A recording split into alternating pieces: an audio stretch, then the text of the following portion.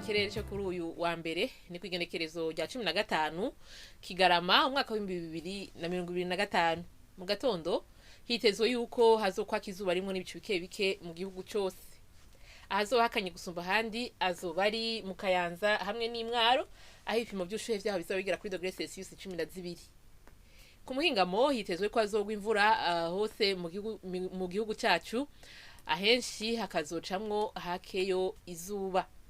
Ahazoba hashushe gusumba handi azoba ari mu Cibitoke aho ibipimo by'ubushuhe vyaho bizabigera kuri degrees Celsius 30.